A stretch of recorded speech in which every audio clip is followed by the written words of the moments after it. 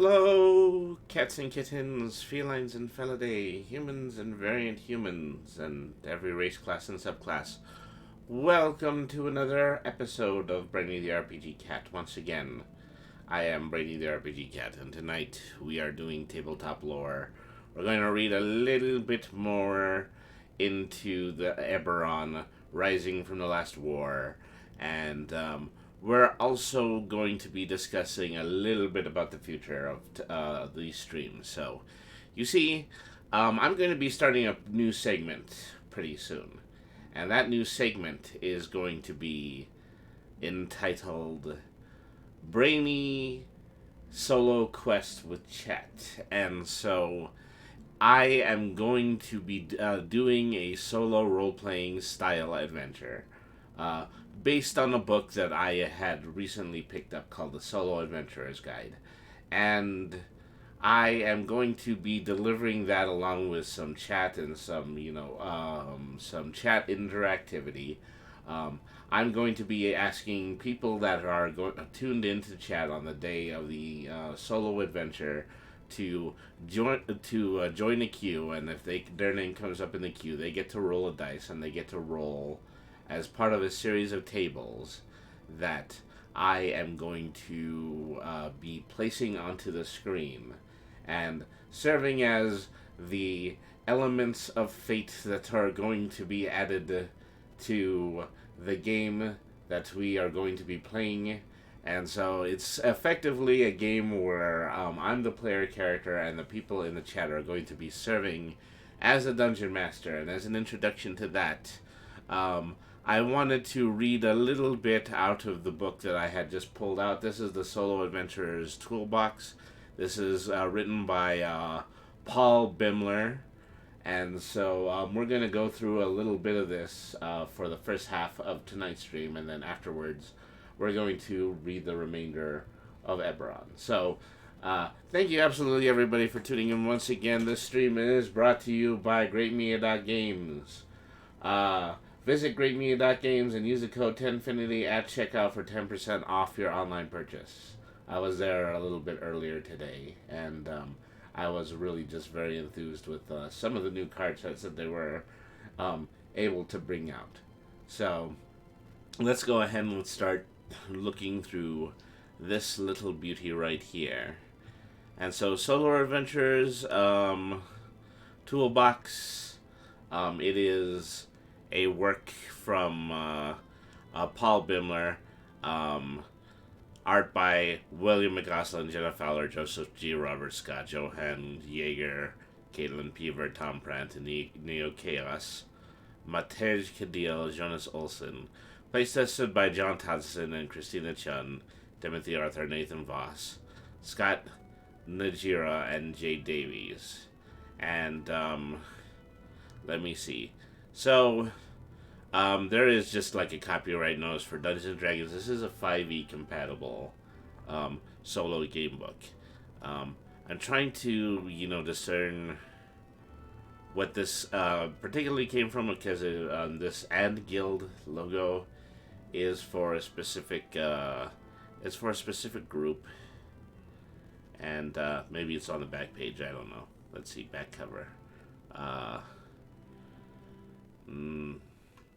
No, that's the other one. Under creative lunges and agreement. Dungeon Masters Guild. That's the name of it. Okay. So, this is a book that's from Dungeon Masters Guild. Dungeon Masters Guild is a website that provides several fan-based modules for 5e. And, so this is effectively, a book that is going to convert 5e mechanics into a solo adventure, and then we're going to be taking place in the solo adventure sometime much earlier. Sometime much later when we introduce our new segment. So let's go ahead and take a look at this. Okay. Introduction. Let me zoom in a little bit, because, this is actually a PDF, and we can actually read what is available here. Okay. This book was written with the intention of providing a comprehensive method for playing D&D without a dungeon master. Some might argue this goes against the spirit of the game. I strongly disagree. Some of the first D&D products came with solo adventures included to help beginning players learn the basics of the game. So that's one use for a solo adventure. Another is that not all players can find a game. Some may live in a remote town where they're the only person interested in D&D, or they may simply not know how to go about joining a group. Also, there are many long-suffering dungeon masters who seem to always be the ones putting their hands up to run the game. This book was written for them, possibly more than anyone else. The contents menu on the left side of this PDF, blue bookmark, is how you'll navigate between the many tables and resources in this book. Eventually, you'll become familiar with the tables you would like to use and will know how to get to them quickly. Adapt this menu as you see fit. Within these pages, you'll find a wealth of resources to help you enjoy detailed, immersive solo adventures. There are random encounter tables, quest and encounter generators, urban and wilderness encounter tables, merchant tables, instructions about travel, downtime activities, and much more. Using the supplement and a simple question and answer mechanic, you can enjoy hours of DM-less play using the 5th edition system. Over the years, I've developed my own style of solo play, which involves the use of a question and answer mechanic, random dungeon generation tables, loot tables, as well as a number of resources, encounter tables, and a number of tools of my own, all from modules that were created in Dungeon Masters Guild. There's a lot of different resources to access in one session. The idea came to me recently that a collection of all such tables could be gathered into one product. But obviously, creating tables for everything that your PC might encounter during solo play session is a big task. Crafting my own versions of the tools I've been using has taken a while. Some of you who are experienced with this style of play will use the tables you want from this product and add other tables from your choosing to accentuate your adventures. This is highly encouraged. This book has been designed as a catch-all, but if you feel something is missing, please let the author know through the DM's Guild. That way, subsequent revisions can be even more comprehensive based on your input. The idea is that you should be able to generate all of your adventure elements just by using this supplement, and I certainly don't pretend like I'm going to be able to think of everything the first time. How to use this book. This is probably the most important part of this that I have to read. Spend a few minutes now to skim through the whole book, taking in the basics of each chapter. You'll probably discover that some of the chapters and systems will be suited to your style of play, and in other instances, you will have your own system that you will prefer to use instead.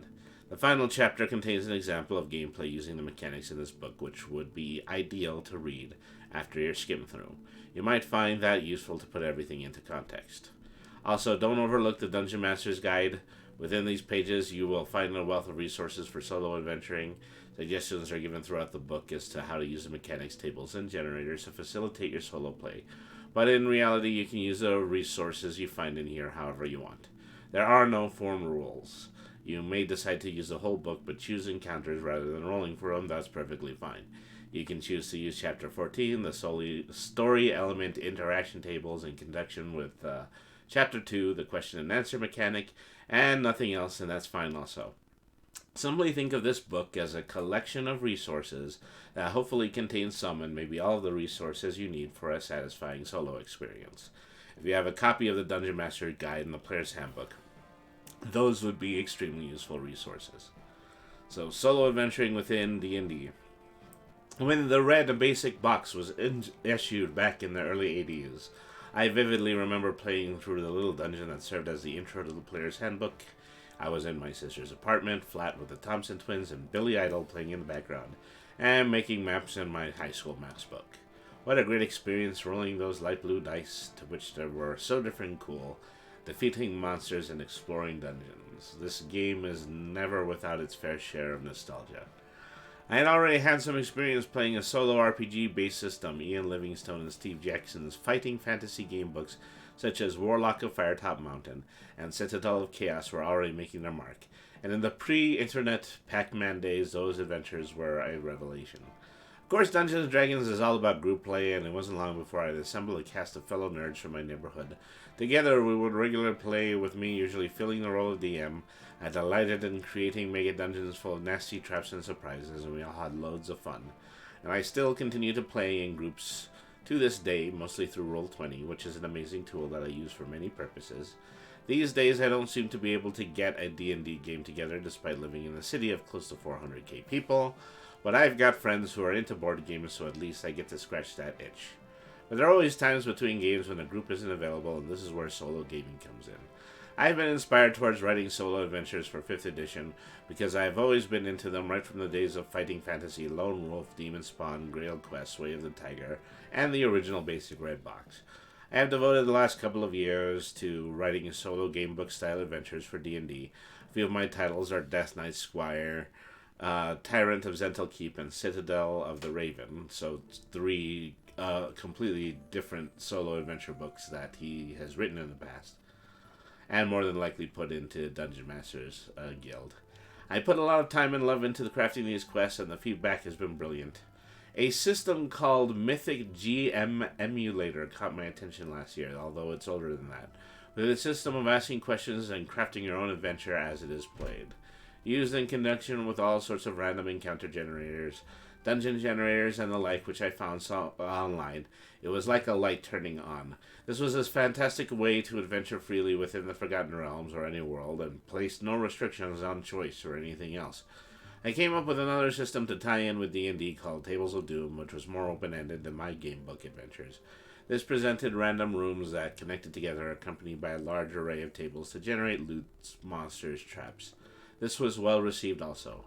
Recently, the idea occurred to me that all these elements could be combined into one system to bridge those times between more established quests like the gamebooks or modules running, using supplements such as Ollie Gibson's Elmister's Guide to Solo Adventuring, which is a guide to converting full party adventures into solos. Hence the supplement you are now pursuing. I have combined the question and answer mechanic, a seriously pared down version of the mythic mechanic, with encounter tables and a whole lot of generators, as well as guidelines on travel and the like, to give players a system that they can use either between adventures or as a basis of a full solo campaign. This has been in the works for some time, and it's great to finally pass it over to you, the player, to see what you think. There are a number of DM-friendly resources in here also, such as NPC generators, story and encounter generators, weather tables, wilderness and urban encounter tables, and many other things that could be useful in crafting a campaign, possibly as you, the DM, plays through it. Thanks for picking up this supplement. Now go ahead and get stuck into some proper adventuring. I really hope that you enjoy it. So, getting started with freeform solo play. If you want to simply start your character's story and see where the events take them, then your best approach is probably to pick a location within your setting and place them there. Start interacting with local elements, accessing information from whatever setting or campaign resources you have to hand, or pick a destination for them to travel to, and send them on their way and see what happens. Go to Chapter 3 Traveling and follow the directions in there. Getting started with quest-based solo play. If you want to just rip straight into the action without any mucking ground, then go to Chapter 7 Quest Generator and create a quest for your character to hear about. Perhaps they hear it in a tavern, or perhaps an NPC gives it to them. There are tables in that chapter for generating quests and a table for determining how you hear about it, which you will generate additional story elements. You can base your PCs in a village. Hang on, let me read that part again. You can base your PCs or PCs in a village where they can use as a base for their adventures, and have an NPC, a local noble priest or important identity, act as their quest giver. For an example of gameplay using the quest-based play model, go to Chapter 18 Example Gameplay Session. Your creativity is required. Since you're playing the part of the DM and player, you'll need to exercise your creativity in giving your PCs a surprising and interesting experience. Fortunately, there are many tools included herein to help you achieve that purpose. Have a look below for a summary of each chapter and its contents. Skill checks. It is expected that if you play, you'll make skill checks as you see appropriate for your PCs. For this purpose and for no other option as imperative, you can use the DC as given on page 238 of the Dungeon Master's Guide as your guide. Alright. So I tried to arrange this book logically so that each chapter follows naturally on from the last. Chapter 2, in the next chapter, we will examine the question and answer mechanic that I've used for use with the resources in this book. This simple system allows you to gain answers to questions much in the same way as a system like Mythic. You may prefer to use the Mythic system or another similar system in place of this. A question and answer mechanic is indispensable for freeform solo adventuring. The one I have created for this supplement is a simplified version of those offered elsewhere. Uh, Chapter 3 deals with travel, modes of travel, weather, camping, unmarked settlements, and the like. Follows naturally on to the next chapter, Wilderness Encounters, 100 random wilderness encounters. That's a lot. 100 different critters and other scenarios that you can find simply while going in the woods. Chapter 5 is the same as above, but for urban settings. Chapter 6 is the same as above, but for dungeon settings. Chapter 7 contains tools for generating quests for your solo PCs or PCs. Chapter 8 contains tables for the random generation of dungeons and their contents. Chapter 9 contains tables for the random generation of wilderness and its contents. Chapter 10 contains guidance on merchants and shopping while in cities. Chapter 11 contains guidance on downtime activities for your solo player character. Chapter 12 contains ideas to guide roleplay in solo format. Chapter 13 are tables for random generations of any number of NPCs.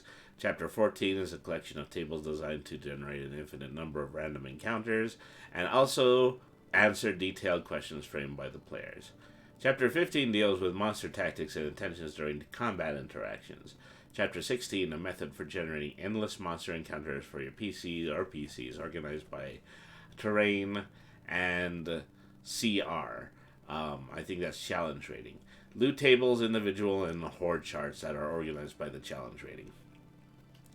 Chapter 18th is the example solo play session. If you're a bit overwhelmed by all this material and want to see how it works in action, head to this chapter for a breakdown of an example run by the author using these mechanics. Dice mechanics action. The tables are designed to provide adventure and excitement for your characters, but what to do if there's not much happening? Well, the first thing you should do is switch to quest-based play. Rather than having your player characters interact with the environment and seeing what results, you could explicitly give them quests to carry out. But sometimes you might feel that your player characters aren't expected to always be engaged in a quest. At times, they might travel into a town and spend several days there with nothing really happening. This is probably a bit closer to how their lives would really play out, but it may not be exactly what you desire from your solo role-playing experience. However, if constant excitement is your thing, there is another very simple way to generate action. Ask questions. Use the question and answer mechanic found in Chapter 2 to ask questions that might generate action. Below are some example questions to get things moving again.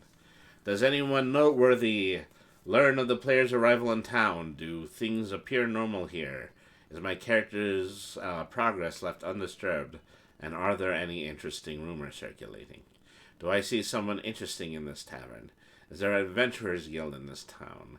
Is everything well in this town? Is everyone acting strange? Is anything threatening the town at this stage? Do we meet any other adventurers here? It's recommended that you keep a journal of your PC's adventures. Well, maybe make a journal, maybe make a log, or also maybe create a stream where everything that you do during an adventure is logged as part of the stream. It gives you a reference and helps you to solidify the events as they take place. It also makes for a great reading. You can even turn the storyline into adventure if you're a DM, which many solo players are DMs who never get a chance to play as a PC and thus are driven to a solo style of play. A hands-on, non-computer-based role-play style is also satisfying and moves the solo style of gaming even closer to the feel of actual D&D. That is, recommend that you play this on a tabletop using pen and paper as opposed to using a computer. Obviously, that means you'll make cursory notes into your journal. However, the combination of minis, a flip map, dice, and printed versions of your solo adventuring resources can give rise to an authentic feeling style of play.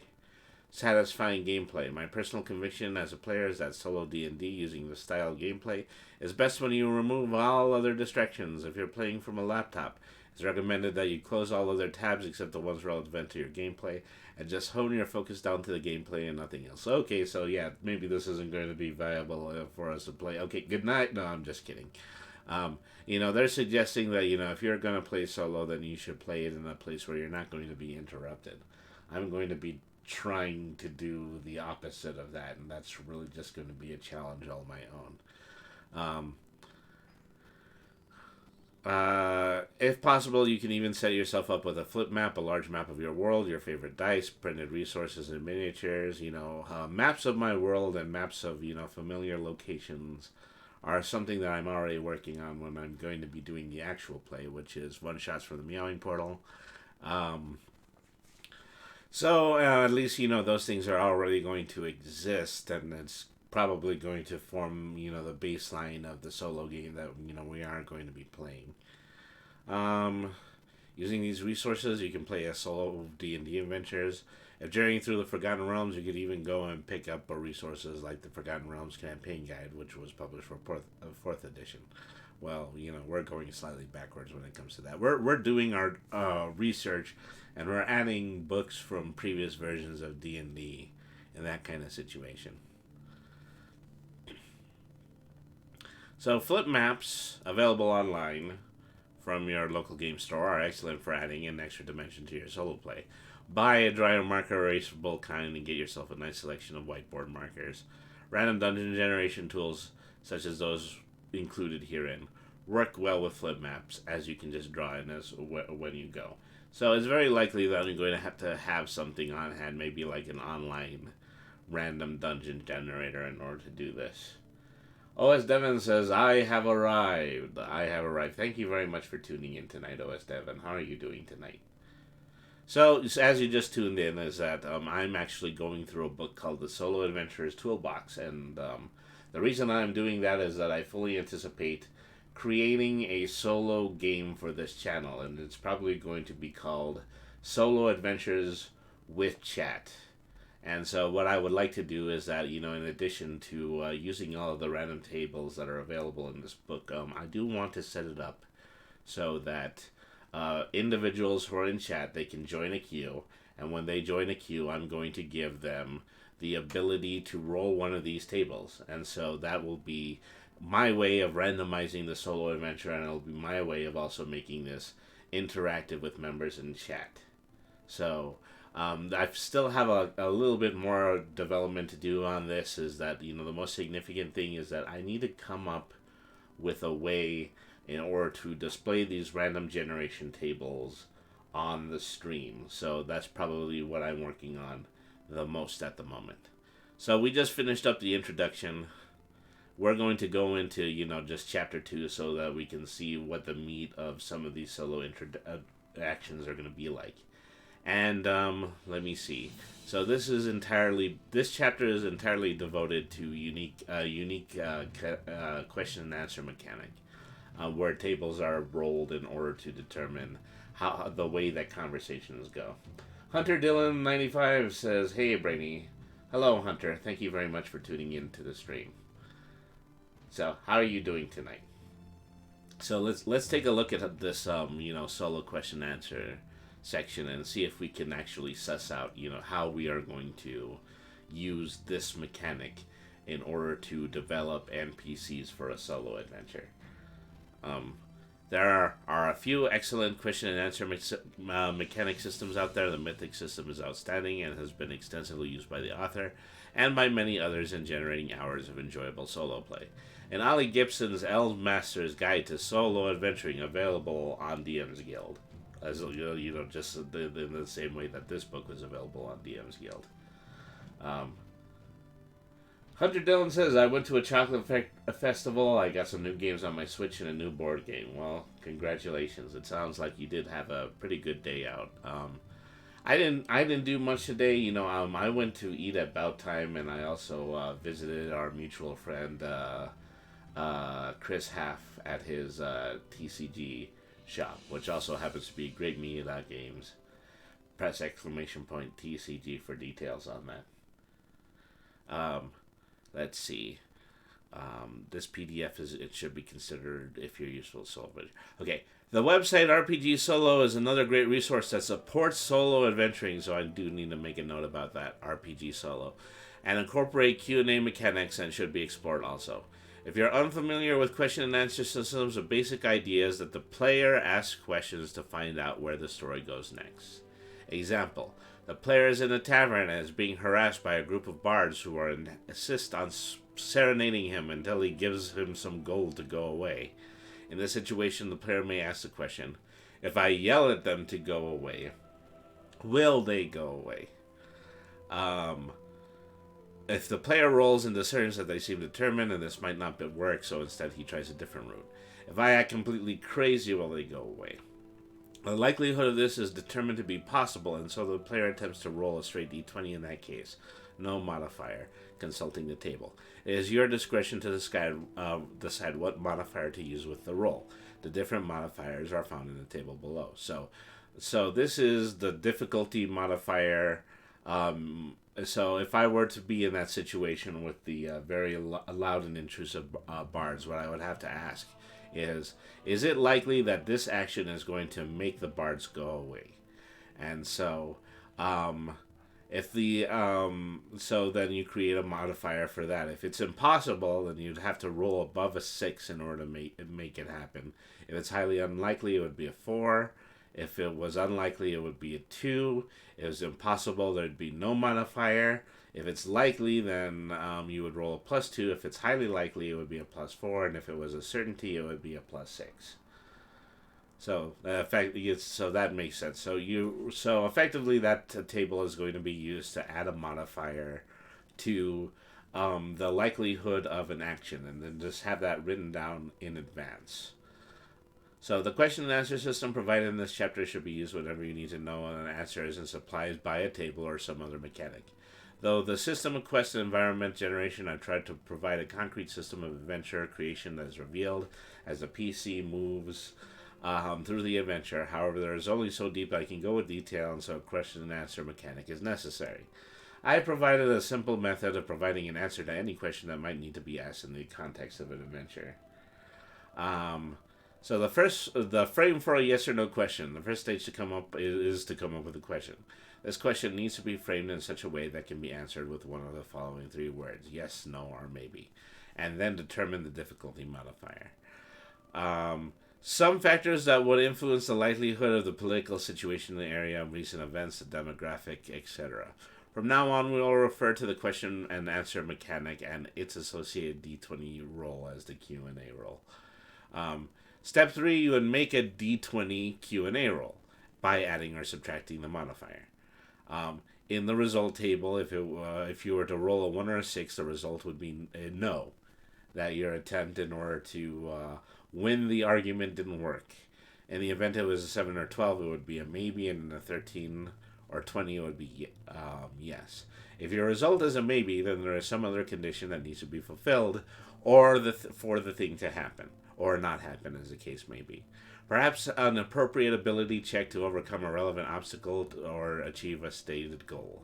Or it could be that other yes, no, or maybe questions need to be asked in order to determine what the condition is. Another way of getting answers is maybe to make a roll or 2 on the situations table in chapter 15. That might add the necessary detail. Or if you get a maybe roll, you can just decide whether it's yes or no yourself. A trick to remember to avoid having to repeatedly refer back to this chapter: memorize this. 7 minus 12 is also maybe. So, if you can remember that, everything else will fall into place. So 7 minus 12. 12's 8, 9, 10, 11, 12. So -5. 7 minus 12. Oh, or actually it's just 7 and 12 is a maybe. Any number that is 7 and 12 is a maybe. That's what I need to remember. I don't need to subtract anything. That's ridiculous. If you remember that, nothing else will fall into place. You'll also notice the modifiers also scale up and down by 2s. That shouldn't be too hard to memorize either. Although you can answer every question with this mechanic, that doesn't necessarily mean that you should. Not everything needs to be answered using this. Recently, while soloing, my adventurers were given an eagle by 2 female witches. A Q&A roll determined that the eagle could talk, and another that it was a human spirit trapped inside an eagle's body. So this actually should be a point where I say it is possible, in order to play a solo adventure with 2 player characters, And it is also actually recommended because effectively that situation puts you in a place where the two player characters that the solo player is controlling will also interact with each other. And so that prevents a situation where, you are a singular individual and the singular individual always has to work out the difference about what happens in a solo adventure. It is something that I'm considering doing when I actually do this new show. So I just want to. I'm probably just going to have to decide um, if I'm going to do that or if I am actually going to do it solo. So that's just something I've got to figure out on my own. So anyway, question and answer role determined that the eagle could talk, and another Q&A role determined that it was a human spirit trapped inside an eagle's body. I rolled on the NPC tables to find out who it was, and it was an 80-year-old female commoner. And then the thought struck me that she paid to be transferred there because she was sick and dying and liked the idea of being able to fly. Perhaps so she could shit on all the people who were around her in my life. Okay, that was actually written into the book. I just want that on the record. The story that just occurred to me out of the blue was too good not to use, and so my two PCs now had a new and possibly quite useful companion. If you have a specific question that needs answering, which cannot be framed as a yes or no question, then you use the situations table in Chapter 14. This is a list of 499 verbs that give single word answers to any questions which you can loosely interpret to formulate an answer. For example, my solo PC Kite in the Wind, who was a tabaxi fighter, and as a result has a tabaxi name, came across a deserted battlefield. He wanted to search the area, rolled investigation, and it came up 19. So he definitely found something, but what did he find? I rolled on the chapter 15 verbs list, and I got the word bribe. I related this to a similar word, which was payment, and decided that the winning force appeared to be mercenaries, paid mercenaries due to the assassin-like wounds on the bodies of the defeated army. So a bit of reach was necessary, but it also provided an interesting plot hook. Onwards to the next town where the story behind the slaughter might be discovered. So so using a single word verb book is basically supposed to be when you discover what the single word is on the table, you're supposed to create the interpretation of what that is supposed to mean. Okay, and so that takes us to chapter 3. Let me see, how many time do we have on this? Okay, we've been doing this for 35 minutes. I'm probably going to do it for another 15 minutes, and then we're going to go on to Eberron. Okay, Chapter 3, Traveling, Camping, and Arriving in Settlements. What follows is a stripped-down set of rules for traveling solo between settlements. These rules will be useful if you're not particularly bothered about wilderness adventures and would rather get into a dungeon or town and involved in some adventuring in urban or subterranean settings. Chapter 9 contains expanded rules for wilderness travel, and paired with this chapter will generate wilderness-based solo adventures. Start and end points. So the start and end points of your travel are instrumental in determining what you encounter along the way. What sort of terrain are your PCs traveling through? What is the current weather? And what about finding suitable campsites? And of course, there's always the question of random encounters. So effectively, this is a table for the weather and immediate wilderness encounters. There's a wealth of information available in the published Wizard of the Coast and DM Guild material, and also on various wikis, such as the Forgotten Realms wiki. So we were on the Forgotten Realms wiki last week when I just did that little impromptu talk about courtesans. So I definitely know how to use that as a resource. It is to help you to furnish your travel with interesting detail. But keep in mind that your PCs will not always be cognizant of all this information. It's possible that your PC forgot to wear a raincoat and therefore is a little bit more encumbered if it happens to be raining on the field according to the table. Okay, maybe that's not the best example, but it certainly is an example. Modes of travel and travel speeds determine how you are traveling between locations. Are you using a mount? And you will need to go to Chapter 10, Merchants and Shopping, to determine the likelihood of finding a horse trader in the town where you are. If Brainy is traveling solo, he is definitely not using a mount, because on his own he is probably reasonably faster, well, fast enough. Not faster than a horse, but certainly fast enough to travel pretty far in a pretty short amount of distance. The use of a mount will determine how quickly you can travel between locations, but bear in mind that a standard riding horse only travels for 30 minutes a day. To really increase your speed, you need a war horse, which is quite a sizable investment, especially for a low level PC. The next step is to determine the distance between your locations. This is crucial in determining how many days it will take to get you from point to point, and thus how many encounters you might have.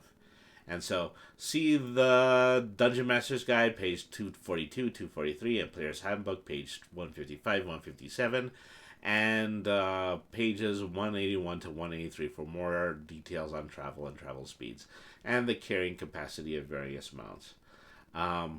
I'm going to have to give this a try sometime. And you're in very good company when it comes to that, Devin, because, I'm going to be trying a lot of this on the channel within the next few days, and I'm going to be reading a little bit more of this.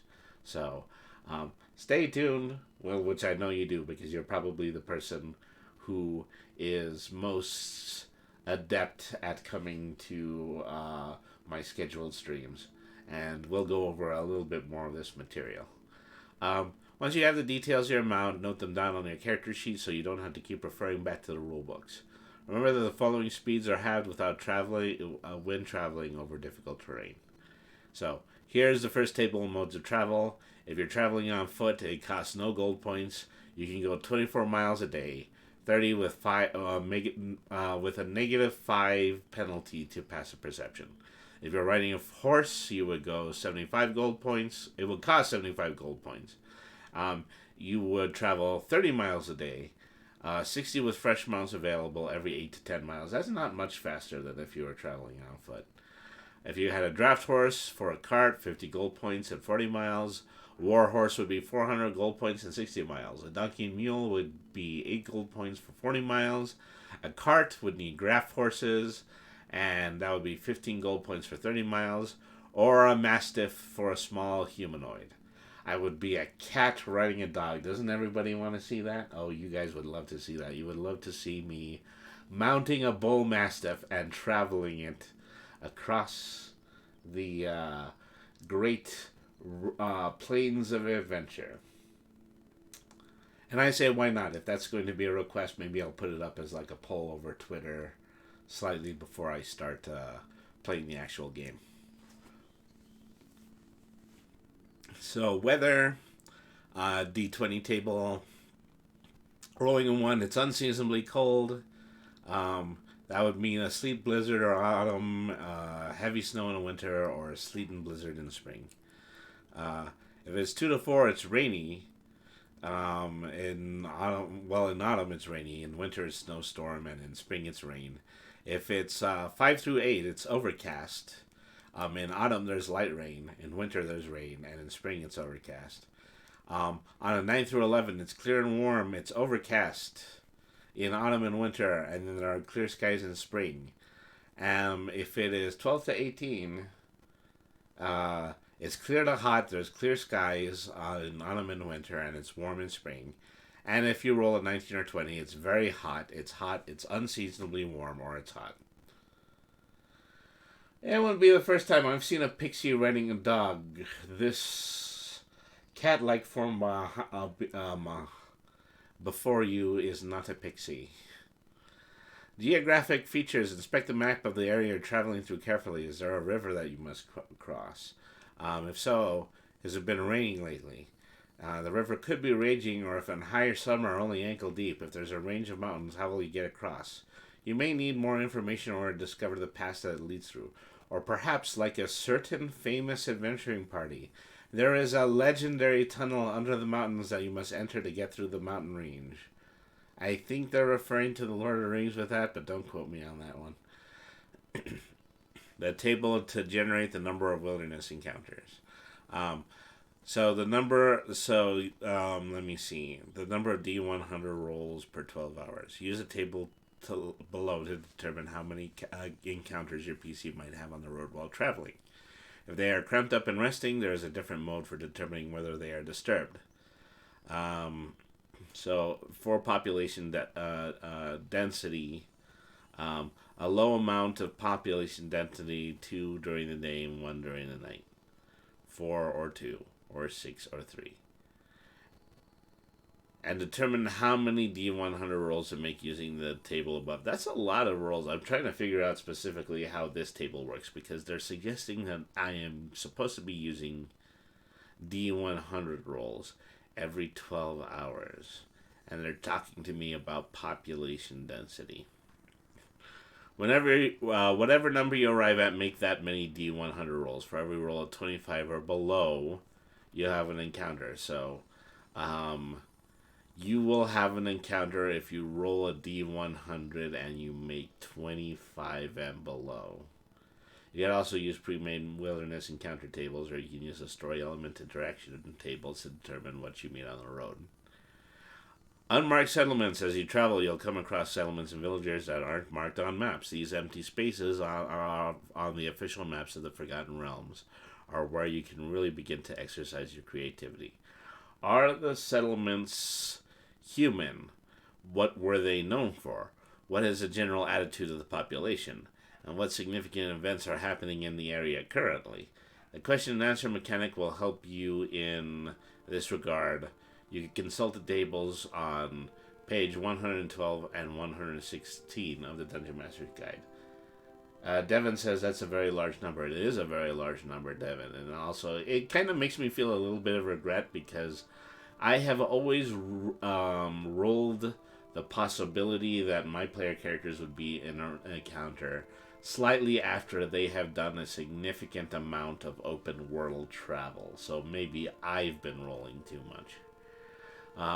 The possibility of finding an unmarked settlement, roll 1d4 minus 1 to determine how many chance rolls to make between unmarked settlements. For example, a roll of 4 means 3 chance rolls. Wow, that's a lot too, because that's a situation. If you roll a d4, delete 1, then you have a range between making, well, either 1 or 2 potential encounter rolls every single time.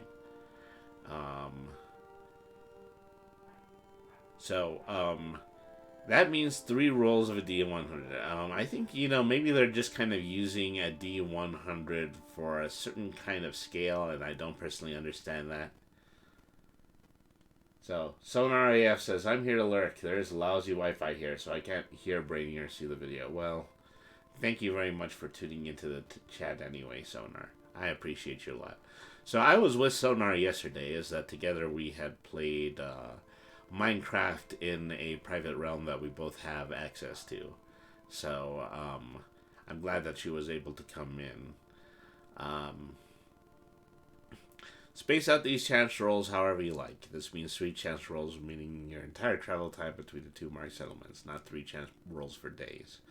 Unmarked settlements will be villagers, hamlets, sanctioned garrisons, forestry, worker encampments, and the like, nothing larger than that.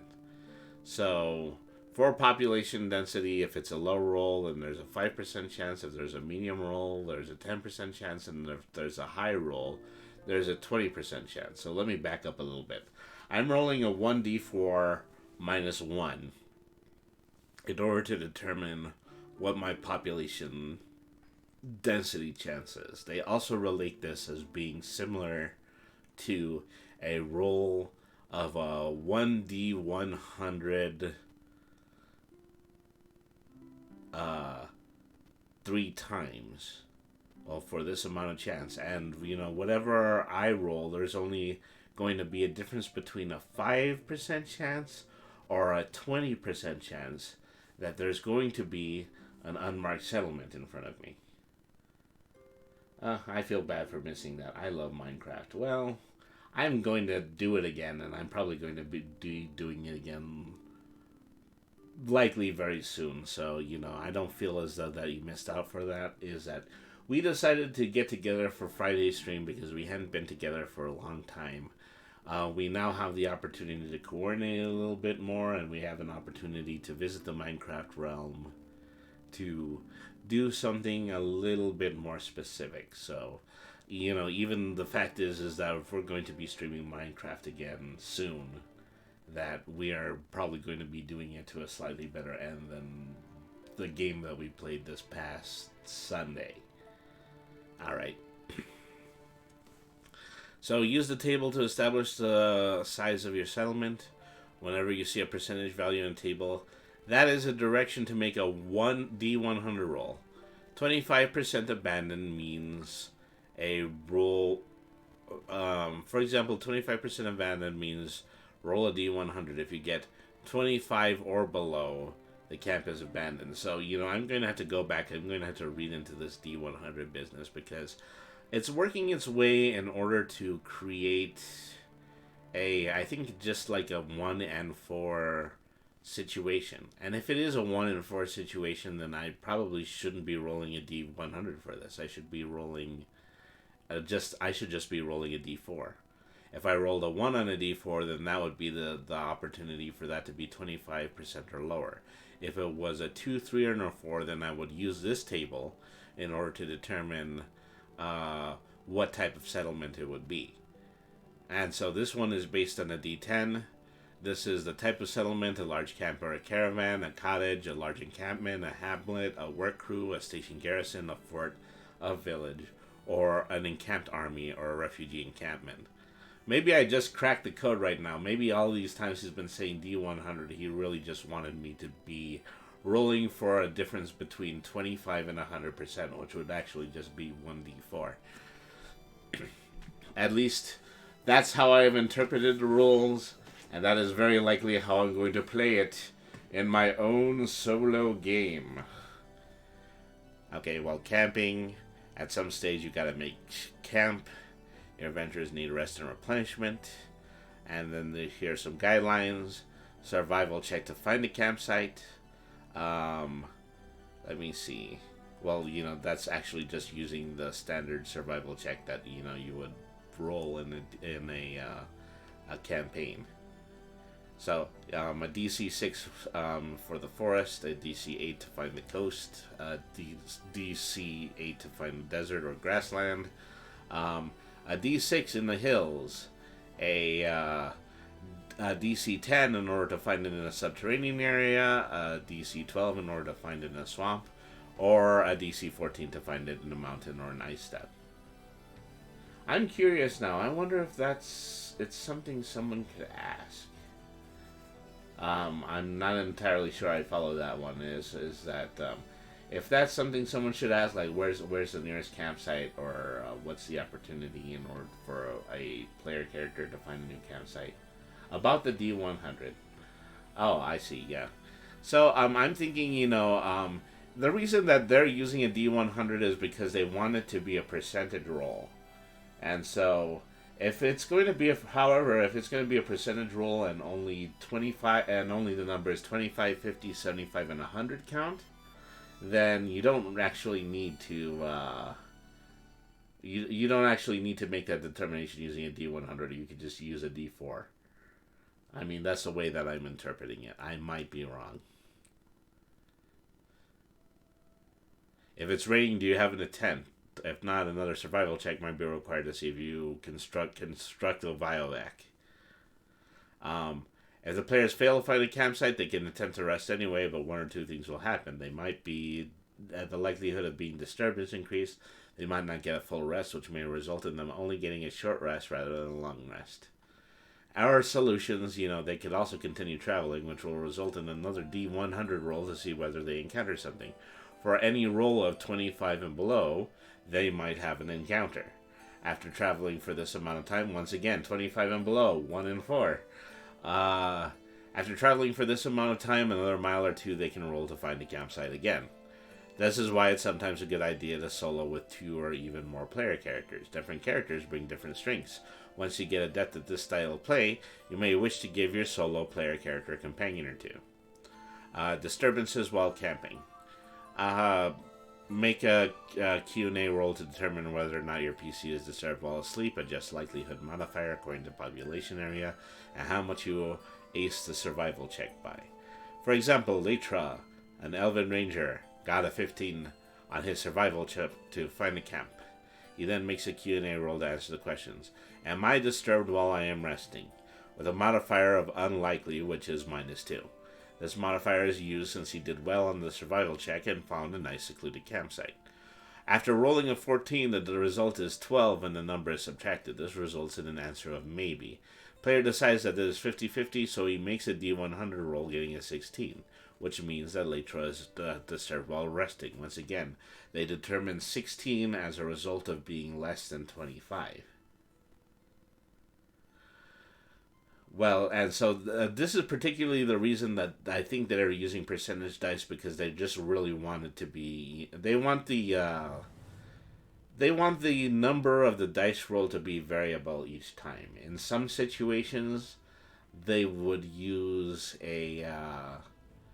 In the previous scenarios, they were all using a 1 in 4 chance, and so that would be the same as rolling a d4. But in this situation, they only had a 1 in 2 chance, and in the 1 in 2 chance, they rolled a 12, which means that they rolled below the 50% that they would have needed for a 1 in 2 chance. It's the same as a coin flip.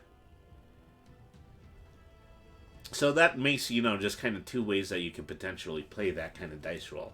And you could either roll a percentage dice each time and then go by the percentage out of the 100, or you could roll the appropriate number of sided die. In that situation, in a D2 situation, you could toss a coin. But, it's just effectively figuring out what the likelihood of an event is, and then creating the percentile that you need in order to make that determination. Now I get it. That's fair. Yeah, now I think I get it. I think the light bulb just kind of went off over the both of our heads at the exact same time. Let me see. Out of a D100, what wakes you? The disturbance is a 1 out of 20 would be a loud noise, 21 to 35 would be an animal, 36 to 50 would be a hostile creature, 51 to 60 would be a disturbing dream or vision, 61 out of 80 would be a curious NPC, 81 to 85 would be a bandit or a thief, 86 to 90 would be a monster. Roll the bait from the monster based on terrain. 91 would be a natural disaster, and 92 to 100 would be a storm or a major weather change.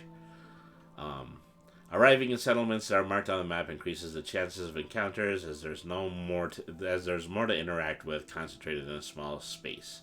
For Forgotten Realms settlements, consult a source such as Forgotten Realms campaigns setting, which is available on DM's Guild.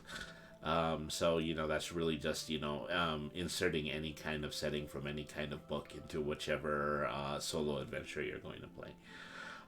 Obviously, there's a lot more going on in a town than out in the wilderness. There are nice people, more events and situations to interact with.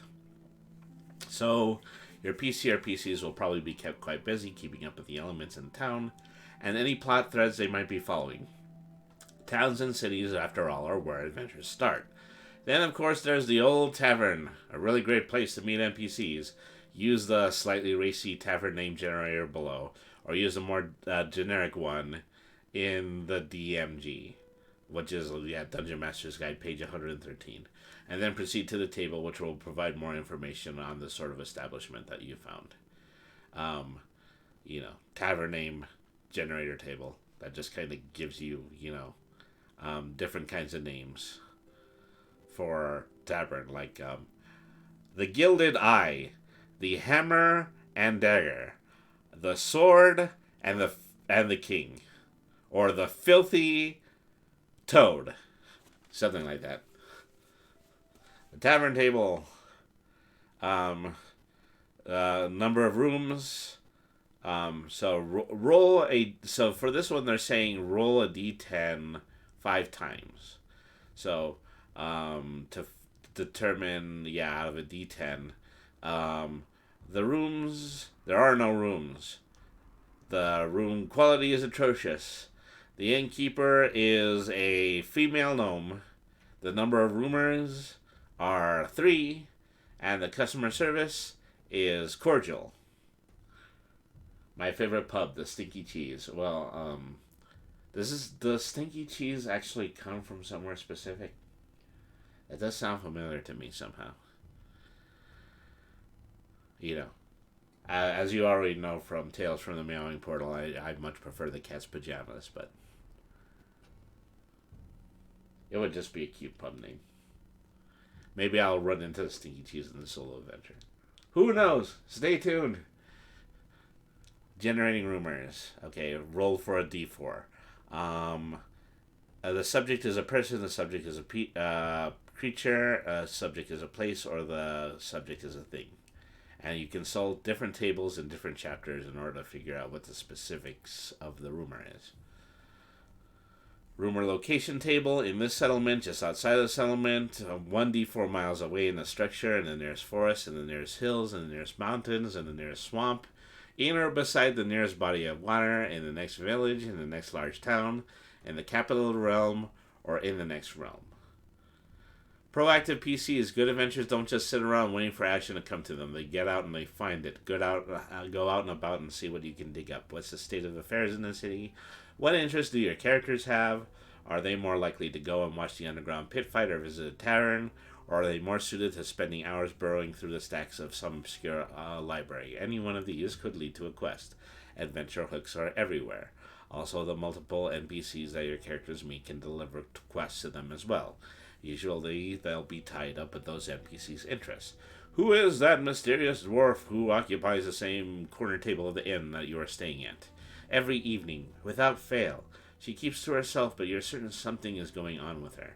So I think something that might actually be very useful if I do want to do a solo adventure on stream, it's probably that, I might actually come up with a whole bunch of specific story beats, and I might roll those tables ahead of time and then bring them here. And so I'm just going to have to go through the remainder of the tables on this, and I am going to need to separate out what I'm going to want to roll and I'm going to want to write in the story in advance versus what I'm actually going to be putting up inside of the play area for the members of chat to do the dice rolls for. Okay, so every day you're moving about getting your business done. You'll also have random encounters just like in the wild. On the table to generate a number of urban encounters. Okay, yeah. So a number of D100 rolls per 12 hours. If it's an encampment, a hamlet, a village, a town, a city, or a metropolis. So this represents a 1 in 6 roll. And so, once again, this would be a situation where, if I want to roll on this table, I could roll the D100. I can determine the I can determine what the percentage is, or I could also use a D6.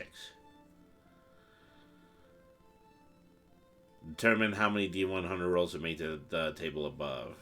You make 10 D100 rolls per day. For every roll 25 or below, something happens. So, once again, anything that's below the 25 or below mark determines whether or not an encounter potentially goes off. Okay, and so that takes us into Chapter 4. We're going to go ahead and we're going to pause here because we've just passed the 1 hour mark, and it is probably very important that we start to read through the remainder of Eberron. So, that's going to go away. Let's see. Where were we when we last left off? We just completed reading all about dragon marks. We also finished reading the Artificer section. And we also went through the group patrons. And that makes up, just the entirety of Chapter 1. So out of all the things that we read so far, we finally managed to get ourselves through Chapter 1. So we're going to go on to Chapter 2, which is called the Corvair Gazetteer. So this is probably framed around the Corvair Gazetteer, which is the newspaper in Eberron. And it is going to provide a lot of information about areas of Eberron, what the current local politics are going to be about, any of the information that you would only ordinarily supply using a newspaper. So, OS Devon says, Dragon marks Dragon marks. And so, it is indeed an exciting element of Eberron. Is the fact that, people who are members of certain guilds have certain kinds of jobs. Also have, specific types of dragon marks, and the dragon marks give them small additional amounts of magic. The dragon marks give them small job-specific parts of magic that you can add to your character as a character bonus, depending on what guild that they belong to. So, the Corvair Gazetteer. Most player characters begin their adventures on the continent of Corvair, as shown on the poster map, including on this book. Though humans make up the majority of the population and nations of Corvair, the continent is home to a wide range of peoples and cultures. Once largely unified under the Kingdom of Galifar, today Corvair is split into many nations, some old, others newly born from the crucible of war. This chapter provides an overview of Corvair, a glimpse into the world that lies beyond it, and the predominant fates of Eberron. Nations of Corvair. The following sections focus on what you need to create characters and NPCs from Corvair. For general information on the Kingdom of Galifar, the 5 nations that arose from the Kingdom's ashes, and the Treaty of Thronehold that keeps the peace between the nations of Corvair, see the introduction of this book, which I think we've actually already gone through. An excellent system of roads connects the central nations of Corvair, and travelers can always make their way by horse or coach. Major cities are linked by the lightning rail of House Orion, which allows one to avoid the perils and the tedium of the roads. Oh, if only that generator in the previous book actually accounted for rails. But that's probably not something that you're going to be able to play unless you're actually going to be able to play in Eberron. If speed is an issue, one can book the passage on a House Lorander airship. This is the fastest way to travel, but also the most expensive. So, I think I can, expand this map a little bit. Here are the Demon Wastes, the Shadow Marches, the Drome, the Braylands, the Largo, Thrain, Mournland, Clarnet, Talenta Plains, Valinar, Kabara. And let me see, over to the right they are showing Lezar Principalities. Well, actually, this is actually just advancing to a different image in the same book, in the same chapter. So we're going to see it eventually. Aundair, the capital of Aundair is Fairhaven. The hallmarks are cheese, education, fashion, grains, wine, and wizardry. If you're looking for the Stinky Cheese Tavern, it is most likely in Fairhaven, the capital of Aundair. Fertile farmlands surround the grand cities of Aundair. The floating towers of Arcanix are the finest institute for mystical study in Corvair, and magic is deeply ingrained in Aundarian culture. The nation produces more mage rites and wandslingers than any other in Corvair. Cheese, yep. They like their cheese in Corvair. From the nobles lounging in the towers of Fairhaven to the common folk working the vast vineyards of Bluevine, Aundarians value wit and wisdom. Aundarians prefer finesse to brute force and appreciate cunning wordplay and fine fashions. The sovereign host is the dominant faith of Aundair, with particular devotion to Orion. However, the Silver Flame also maintains a devoted following, some might say overzealous. Although Aundair is a small nation, its arcane superiority has allowed it to retain its dominion during the last war.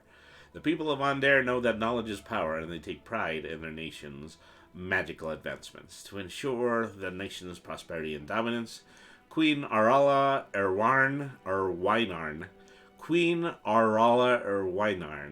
instituted the Palace Initiative, an aggressive series of programs intended to go forward the development of mystical infrastructure and battle magic. Interesting things about Aundair. Arcanix is the most prestigious academy of magic in Corvair. Most of its sages specialize in ritual magic and abstract theory, and don't have full powers of wizards. Magic permeates every aspect of Aundarian life.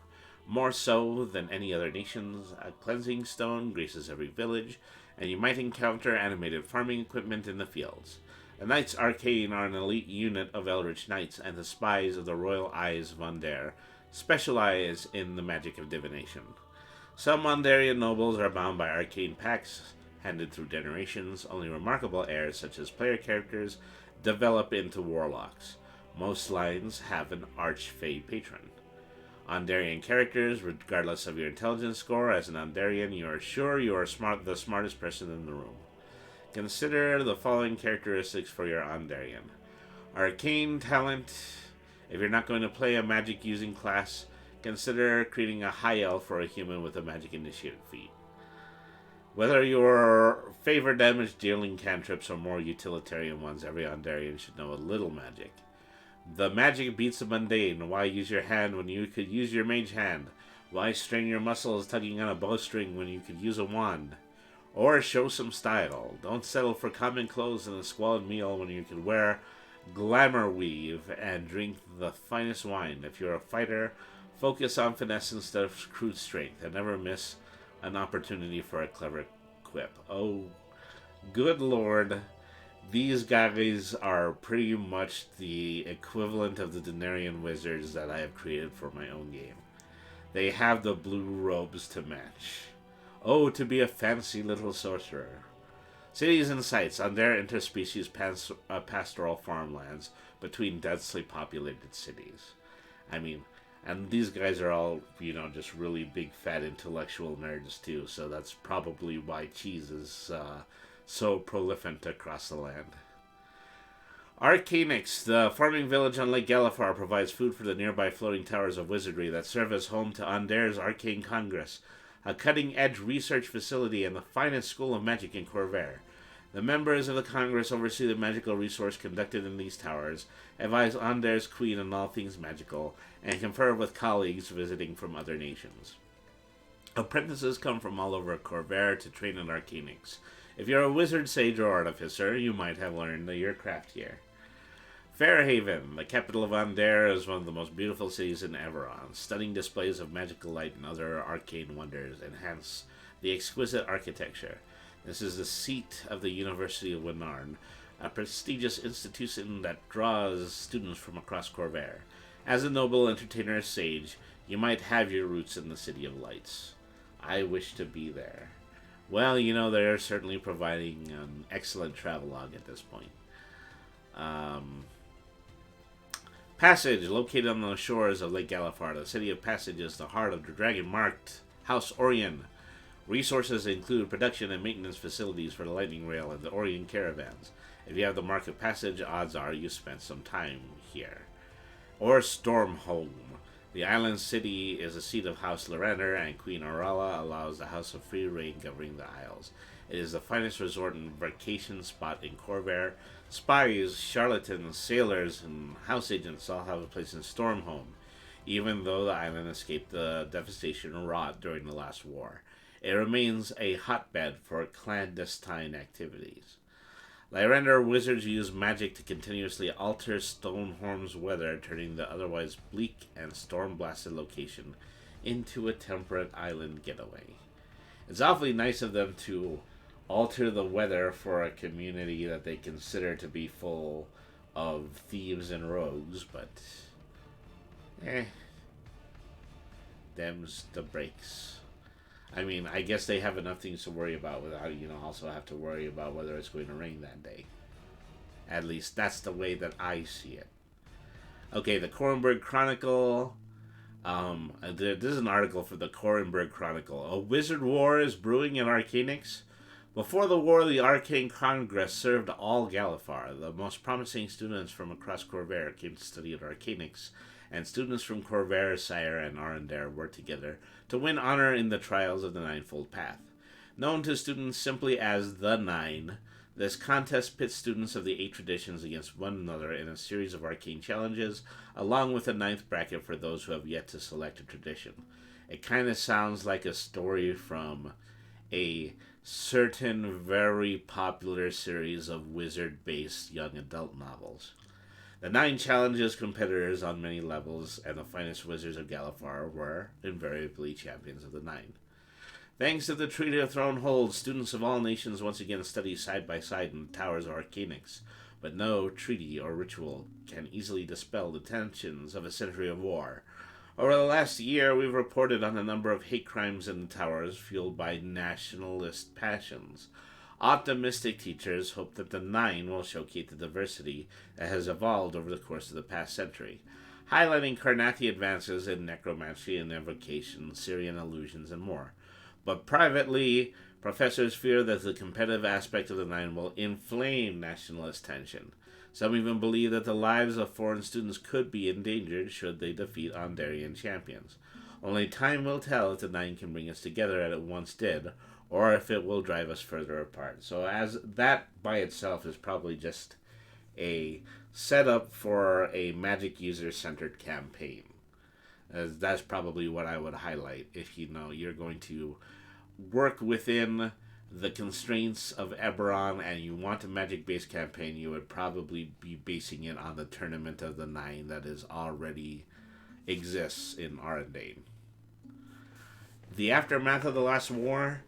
This is events immediately following the last war, which we already covered in earlier chapters. Arendare and Thrain were bitter rivals during the last war. Thrain seized the ancient city of Thelos during the war, and it holds it to this day. Thus, the people of Arendare remain furious about the occupation of Thelos. But the city has become a haven for Andarians who revere the Silver Flame. The Elden Reaches succeeded from Ondare halfway through the last war. The western farmers rebelled over high taxes and neglect, allying with the Druids of the Towering Wood. Ondare was forced to accept the sovereignty of the Reaches under the terms of the Treaty of Thronehold, but many Ondarians now view it as a renegade nation. Extensive use of magic has repaired most of the damage to the cities of Ondare, but the countryside remains scarred by the war, especially along the border with Thrain. The Crying Fields are a region of farmlands permanently scarred by magic and haunted by some restless spirits. Ondarians claim their nation is stronger than ever, but some worry about the long-term impact of the loss of the Eldine farmlands and the Crying Fields. Now Ondarians debate over differing views of their nature's future.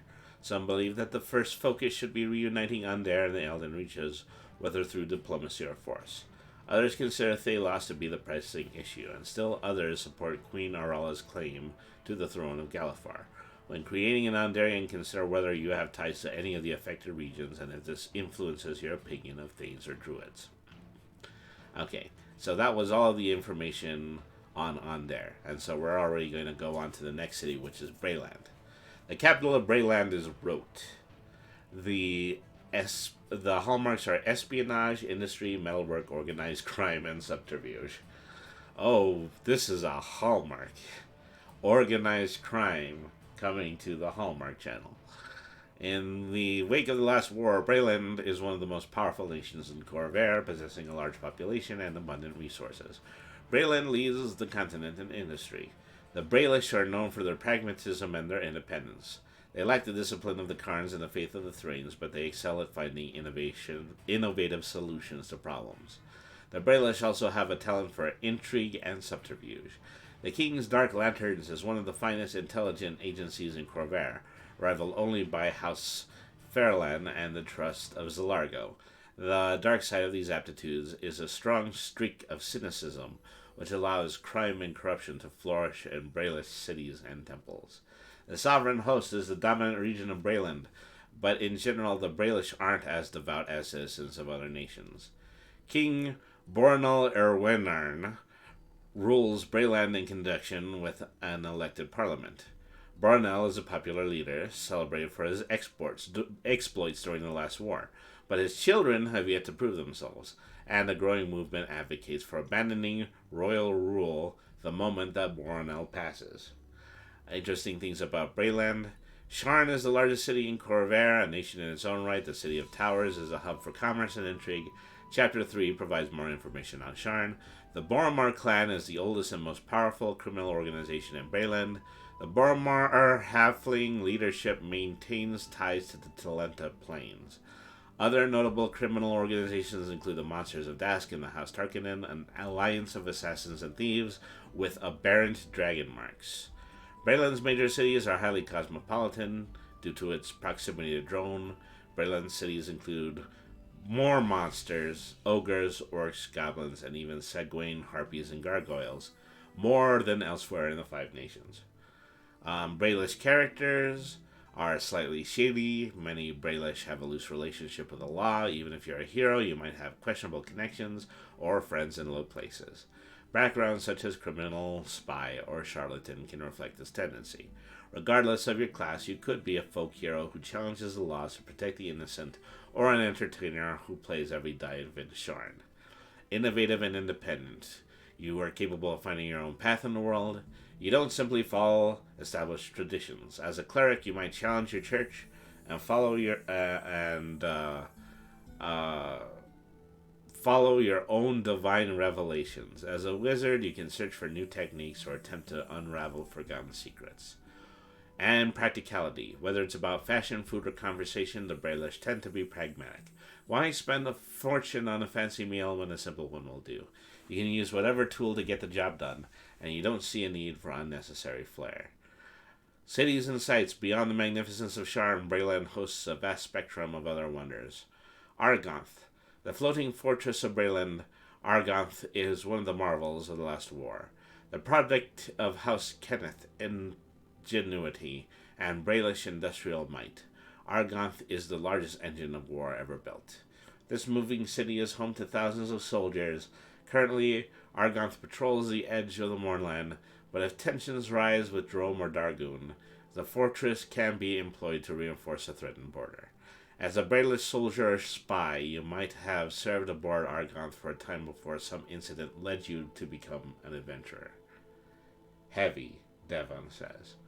Well, so I think probably something that might be materializing here is that there's effectively a city for every different kind of alignment, and so that is definitely something that is very useful when you're putting out a single book for a single alternate universe within Dungeons and Dragons, because effectively you give the dungeon master a tool set which will permit them to create adventures that are more catered to certain types of classes. Like some might be more catered to magic users, while this one actually might be more catered to rogues. O.S. Devon says, I'm massively impressed by this book. I'm massively impressed by this book too. Is that this book is proving to me to be the exact opposite of the last book that we covered, which was Spelljammer, because Spelljammer seemed to be, just a little bit too broad. It appeared to be a little bit too sparse, and that came as a result of it, being made up of 3 separate books that they sold together in a box set. Whereas, this is a single book, but it has just a very thorough amount of information on different regions of the area, different mechanics within the game, and different classes, and, also the importance of playing an artificer in this realm, as well as, playing the exclusive class, which is a Warforged. Spelljammer definitely needed a bit of this expansion. With that, the greater expanse of worlds is at your feet. Yeah, precisely. So, yeah, my sentiments 100%. New Sire. What began as a refugee camp has evolved into a struggling town hosting thousands of Syrian refugees. Prince Oragev holds court in New Sire, considering himself a king in exile. Though resources are scarce, New Sire remains a symbol of hope for many refugees. It is also a last stop for those determined to explore the Mournland. Sharn. The City of Towers is described in Chapter 3, Law and Chaos dance on a knife's edge here, one never truly gaining advantage over the other. Vatheron. Throughout the last war, this town was beset by armies from Thane, Sire, and Karnath. Varathon's residents still hold grudges against those close foreign neighbors. However, their attention of late has been focused on the Mournland. Nameless horrors have begun to slip into Brayland from the east in an alarming rate, and Baelish soldiers and avengers stationed in Vatheron are usually the first to contend with these threats. Rote. Built on both sides of the Howling River at a point where the river widens, the ancestral seat of the rules of Brayland seduces visitors with its 3-lined avenues, elegant drawbridges, cleanliness, and a laid-back atmosphere. Perched on a rocky island in the middle of the river, surrounded by military docks and barracks, is Broken Blade Castle, the king's stern fortress. In contrast to its welcoming countenance, Rote casts dark shadows, and much goes on quietly beyond closed doors. The absence of beggars and riffraff in the streets might also raise suspicion that Rote is putting on appearances. The king's dark lanterns are ever vigilant here, and newcomers who aim to misbehave tend to disappear quickly and without so much as a whisper. So I do want to highlight the artwork here because it's always very important to keep in the back of your mind how important a gate is in any Dungeons and Dragons adventure. And so the capital Roke, just appears to consist of this really, really large fortified tower where a portion of the town actually rests on top of the tower. So this is, just to show the relative importance of some people that are within Rote, as opposed to everybody else who we assume are going to be protected by this very large gate. So, in the aftermath of the last war, for Braylon, the last war is an ever-shifting tangle of enemies and alliances. Braylon fought Onder, Sire, Karnath, and Thrain at various points of the war, as well as clashing with Dargoon and Dromes. These conflicts caused many Baelish to embrace a cynical view of the world, a sense that no one can be fully trusted, and that people need to look out for themselves. As a Baelish character, you could have an axe to grind against any of the other nations. This is balanced against a strong belief in humanoid rights and dignity, convictions that motivate the Baelish to shelter more Syrian refugees than any other nation. So, this probably, better encapsulates what the attitudes of people in Brayland, because, they had a willingness in order to accept the greatest majority of people who were disenfranchised after the end of the last war. So, therefore, they have the largest population of refugees from the last war, and therefore have a very cynical view of why the war had occurred in the first place. The major cities of Brayland host significant populations of refugees, both Syrians and Baelish, from villages lost in the war. This has increased the overall level of poverty and desperation and contributed to an increase in crime. The southern cities, including Rote and Sharn, suffered relatively little damage in the war, but northern Brayland was hit hard. The city of Eberron is still repairing the damage from the Thrain attacks, and many northern villages are either recovering or have simply been abandoned. Despite these struggles, the Baelish remain a positive view of their future. The heart of Brayland is as strong as it ever was, and the citizens believe that had the war continued, Brayland would have triumphed. The Sharn Inquisitive says that the Winter Palace is under siege. Although untouched by a century of war, the Winter Palace suffered an attack from the unexpected quarter, the people of Brayland. The so-called Swords of Liberty have taken credit for a daring raid that left the east wing of the palace in flames. So, the Winter Palace. So, I think that's a palace in an area that we haven't read about yet. No members of the Baelish royal family were in attendance during the attack. The Swords of Liberty call for the violent overthrow of the Weinhardt monarchy, demanding that all their power be invested in the Baelish parliament. Their manifesto draws on the speeches of Lord Rukin, Irkarn, but Lord Rukin has condemned their action.